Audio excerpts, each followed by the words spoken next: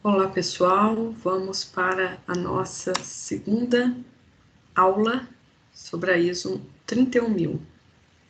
Vou compartilhar aqui os slides e chegar no ponto do nosso segundo módulo. Vocês fizeram o exercício na primeira etapa do curso, né? Na última aula. Vamos para o módulo 2. Iniciando, então, a ABNT ISO 31000-2018. É a última revisão da norma ISO 31000. O que é a norma ISO 31000? A norma ISO 31000 é uma norma de diretrizes para o gerenciamento de riscos nas organizações. Ela foi publicada em 28/3/2018.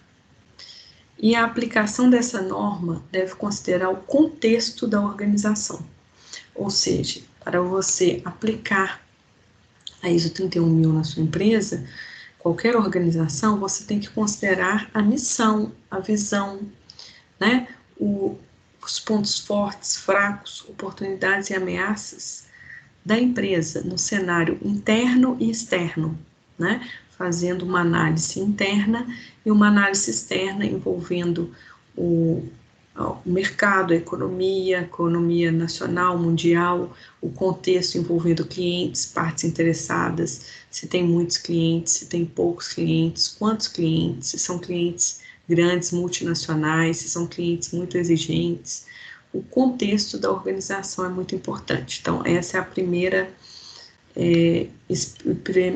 direcionamento, né? A primeira diretriz para implantar a gestão de riscos, né? O gerenciamento de riscos conforme a ISO 31000.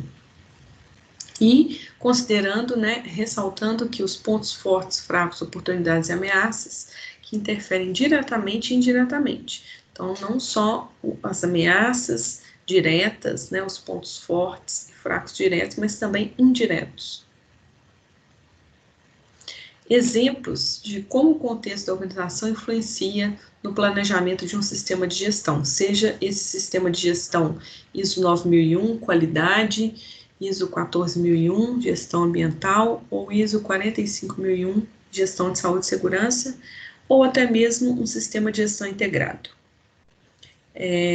Alguns exemplos, então. Para o escopo, por exemplo, serviços de limpeza, o contexto externo de uma empresa que presta serviço de limpeza de escritório é completamente diferente de uma empresa que executa serviços de limpeza de um hospital.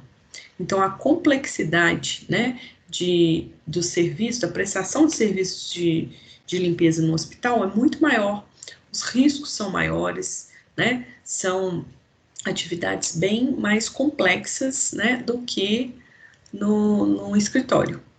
O outro exemplo é para um contexto de fabricação de parafusos. Então, o contexto externo de uma empresa de fabricação de parafusos para fixar rodas de um automóvel é muito diferente de uma empresa de parafusos de móveis. Então, os riscos, a complexidade, né, e as consequências de se um parafuso de um automóvel romper, né, tiver qualquer problema, as consequências são gravíssimas, diferente de um móvel, né? Se for um parafuso de uma mesa, de uma cadeira, né, as consequências são bem menores, os riscos são bem menores.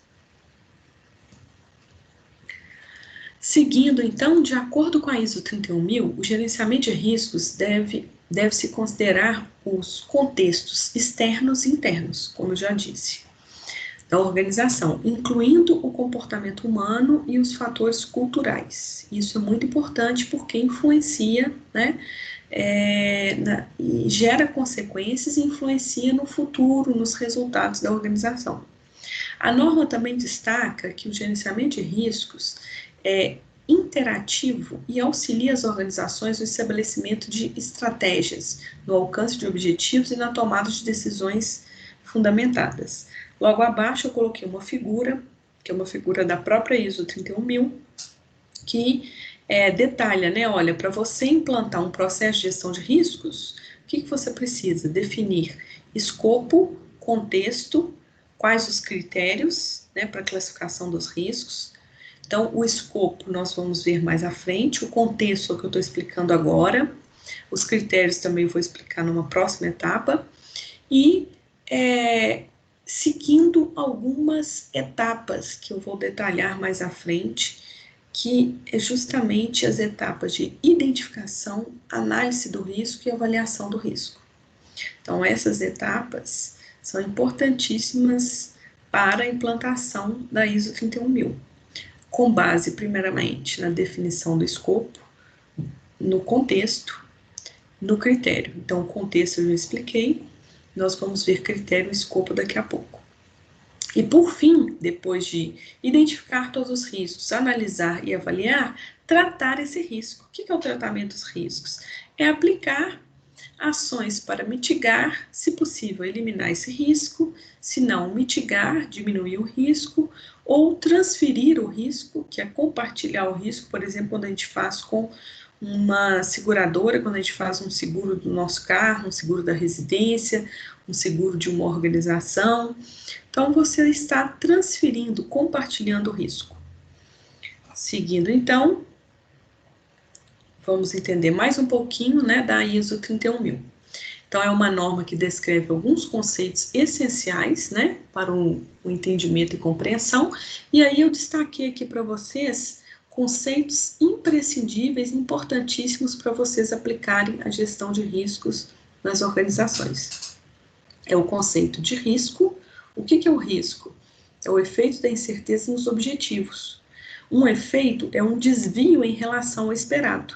Então, se você quer sair do ponto A e ir para o ponto B, você não consegue chegar no ponto B porque houve um desvio. Você não conseguiu chegar, você não conseguiu atingir seu objetivo.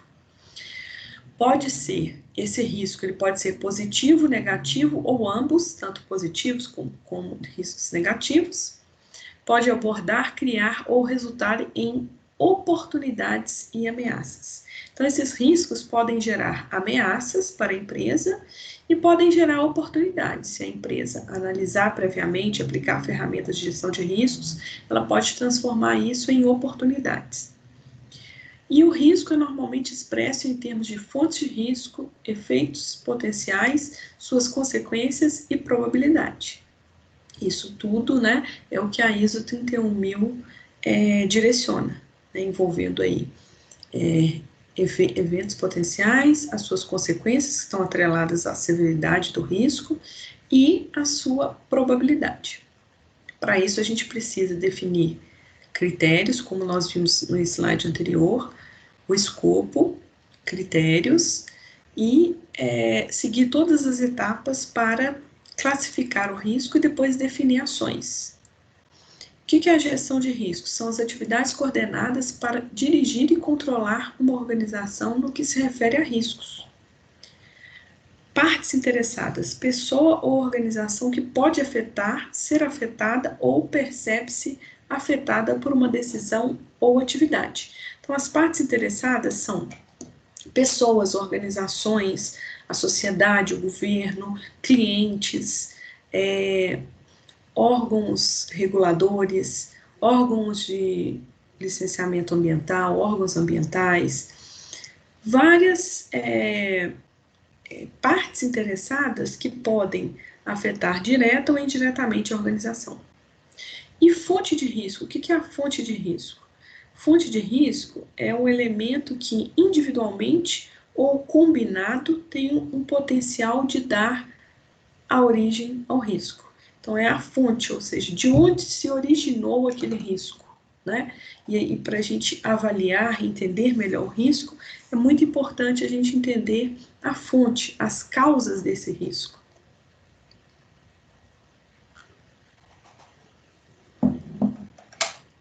Vamos para outros conceitos importantes. Um outro conceito importantíssimo da 31000, evento. Evento e consequência. O que é o evento? Ocorrência ou mudança em um conjunto específico de circunstância. Um evento pode consistir em uma ou mais ocorrências e pode ter várias causas e várias consequências. Então, é interessante aí a gente usar algumas ferramentas até mesmo para analisar causas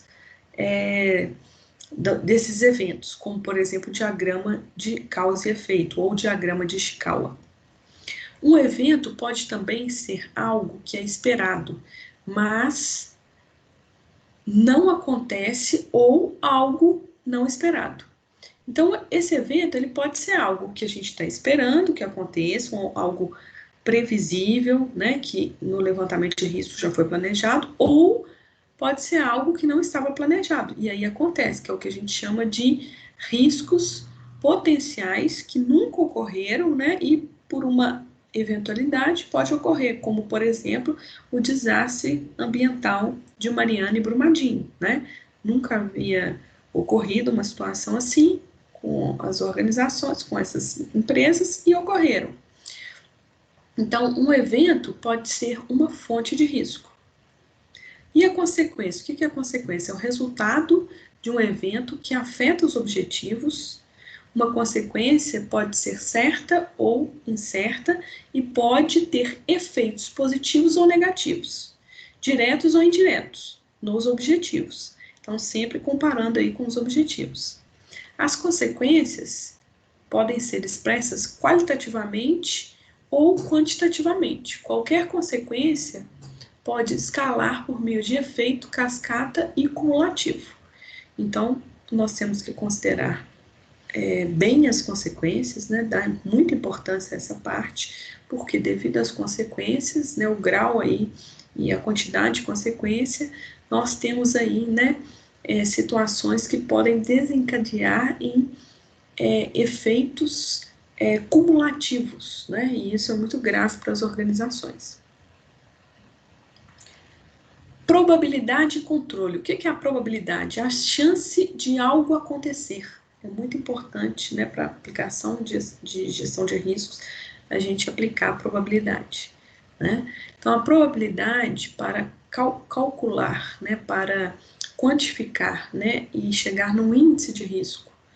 Na terminologia de gestão de riscos, a palavra probabilidade é utilizada para referir-se à chance de algo acontecer. Não importa se definida, medida ou determinada, ainda que objetiva e subjetiva, quantitativa ou qualitativa. E se descrita, utiliza-se termos gerais e matemáticos, como probabilidade ou frequência durante um determinado período. Então, a probabilidade, quando ainda não ocorreu, qual que é a probabilidade de ocorrer, por exemplo, um acidente, a probabilidade de alguém escorregar ao subir a escada, e a quando você tem um histórico, né? Já aconteceu esse acidente, já aconteceu nessa situação, nós já vivenciamos nessa situação. E o que é o controle? Medida que mantém e ou modifica o risco. Controles incluem, mas não estão limitados a qualquer processo, política, dispositivos, práticas e ou condições e ou ações que mantêm e ou modificam o risco. Controles podem nem sempre exercer um efeito modificador pretendido ou presumido. Então, os controles é o que a gente chama de ações de controles, medidas de controles, para a gente conseguir monitorar, controlar esse risco, né? E aí a gente pode ter, por exemplo, um controle que gera um resultado bom, eficiente, e um controle que não fez diferença. Então, você precisa definir ali, depois de identificar riscos, quantificar os riscos, gerar ali a classificação, o índice de risco, definir ações para aqueles maiores riscos, ações efetivas, ações de controle, primeiro ações de mitigação, depois ações de controle que vão monitorar e você vai ter a certeza de que aquele risco está controlado, que não vai gerar nenhum acidente, nenhum desastre, nenhum problema para a empresa. Finalizando os nossos conceitos, nós temos o conceito de riscos inerente e risco residual. O que é o risco inerente? É um risco que uma organização terá de enfrentar na falta de medidas que a administração possa adotar para alterar a probabilidade e o impacto dos eventos. Então, é um risco inerente à situação, é um risco inerente àquela administração, né? E o que é o risco residual? É aquele que ainda permanece após a resposta da administração, após a avaliação de riscos, né? Ou seja, a partir da avaliação de risco é aplicada primeiramente aos riscos inerentes. Então, o que é o residual? O residual é que é aquele risco que, após você aplicar ações de mitigação, ações para diminuir aquele risco, ainda resta um risco residual, né? Aquele risco que sobrou. Então, por exemplo, se você aplicou uma ação para mitigar um risco e esse risco diminuiu em 50%, ainda restam os outros 50%, que é o que a gente considera que é o risco residual. Tipos de riscos. É importante também para, na hora de levantar e identificar os riscos, entender os tipos de riscos. Nós temos os riscos operacionais, que são riscos direcionados a projetos, áreas, processos. Os riscos táticos, que são os riscos em unidades, divisões, né, são riscos ali direcionados a um contexto maior da organização. E riscos estratégicos, né, que são riscos corporativos, são riscos que podem afetar drasticamente uma empresa e riscos que podem gerar resultados efetivos se forem bem administrados, bem gerenciados. Então é interessante a gente conhecer, olha, o risco operacional é um risco que a equipe operacional precisa conhecer esse risco, né? Tem que ter consciência desse risco. A equipe que está operando ali aquele projeto, que trabalha naquela área, que trabalha naquela área, por exemplo, de produção ou num laboratório, qualquer área que seja uma administrativa, no dia a dia, né? O operacional aqui é a rotina. Então, eles precisam identificar e ter consciência desses riscos, né? Por isso que a gente utiliza muito para riscos de projetos, né? O FEMEA, né? Que é uma ferramenta muito importante aí de preventiva de identificação de riscos, tanto para projetos como para processos, que é o DFEMEA e PFEMEA. E os riscos táticos e estratégicos são riscos, os táticos, né, direcionados aí à parte gerencial, né, onde as decisões são tomadas a nível gerencial, e os estratégicos a níveis corporativos, ou seja, de acordo com a direção, a presidência da empresa. Vamos então agora para a atividade 2. Essa atividade é muito interessante, onde vocês vão conceituar riscos, conforme a ISO 31000 e a explicação das nossas aulas. Quais os tipos de riscos internos e externos que uma empresa pode vivenciar? Então, identifique, pode contextualizar de acordo com a empresa que você trabalha, quais os riscos que ela pode enfrentar, né? Vivenciar tanto os riscos internos, como riscos externos, que estão direcionados ao mercado externo, mercado nacional, mercado internacional, envolvendo política, economia. E quais as consequências de um risco de não atendimento de um requisito do cliente? Então, olha, se você não atender um requisito do seu cliente, um requisito importante do seu cliente, quais são os riscos, né? O que você pode perder, né? Quais os riscos às vezes de perda de um contrato, por exemplo. Então, identifique quais seriam essas possíveis consequências. E, por fim, o que é contexto da organização? Nós explicamos aí, né, a importância do contexto direcionado aos pontos fortes, fracos, oportunidades e ameaças, e ao contexto que eu dei aos exemplos da fábrica de parafuso, a diferença, né, do contexto ali da fábrica de limpeza ao prestar o serviço para limpar um hospital, que é um serviço mais complexo. Então, o que você entende por contexto da organização? Bons estudos e até a próxima aula.